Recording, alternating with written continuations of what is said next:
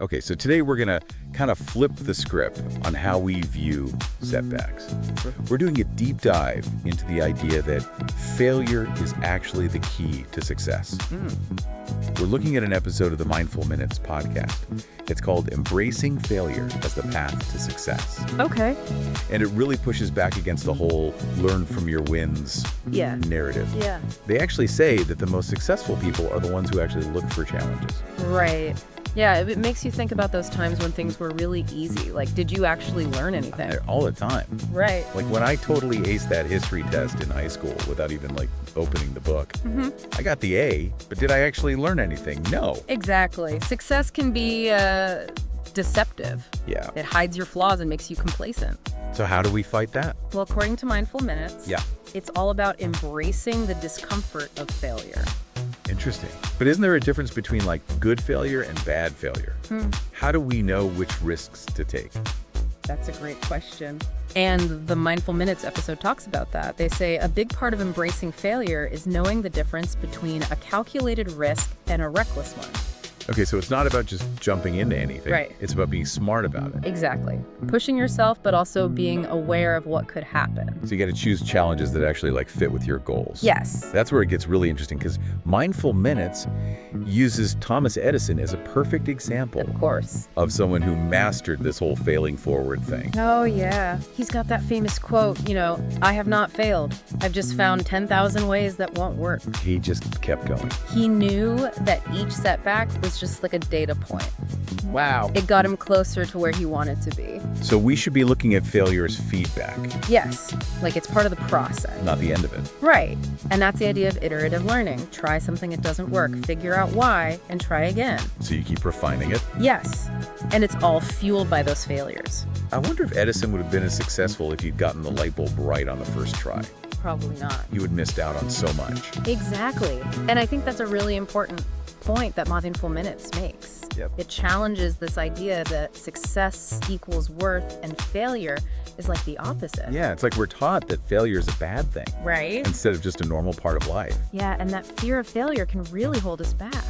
Because if we're too scared to fail, we won't even try new things. Exactly. We'll just stick with what we know and miss out on so much. Mindful Minutes even mentions the fail fast, fail often mentality. Oh, yeah. That's popular with a lot of companies. Yeah, a lot of successful people, too. But what does that actually mean?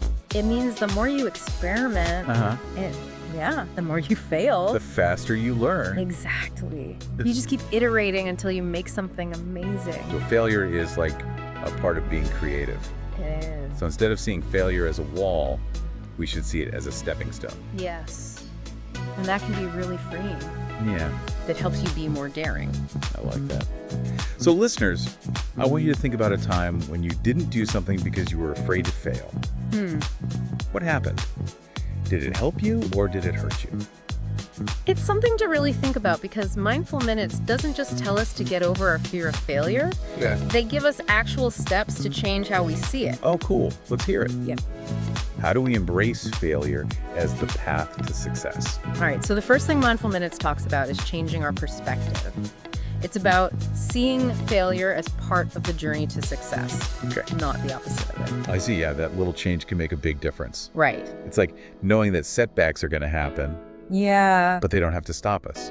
And that leads us to step 2. Okay. Setting ambitious goals. Okay. Don't let the fear of failure make your goals smaller. You know what they say? Shoot for the moon. Even if you miss, you'll land among the stars. Yeah. It's cheesy, but it's true. It is. Even if you don't reach those big goals, you grow along the way. And that takes us to step 3. Right. Learning and iterating. This is where the work comes in. Yeah, you can't just fail and then do nothing. Right.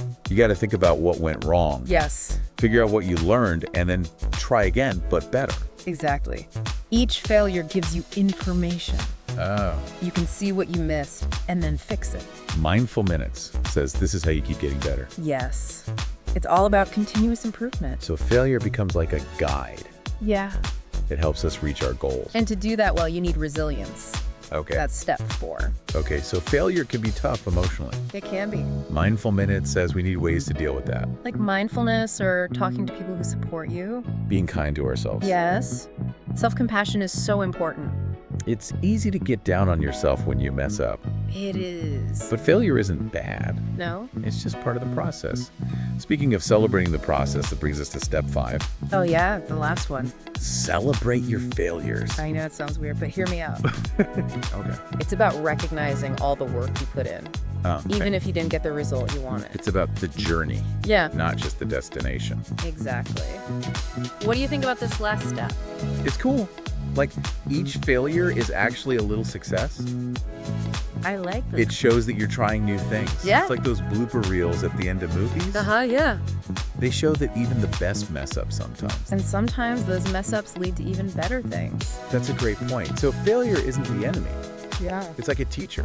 Yeah. It helps us learn and grow. And it's up to us to decide how we use those lessons. Mindful Minutes makes a strong argument for actually embracing those lessons. You do?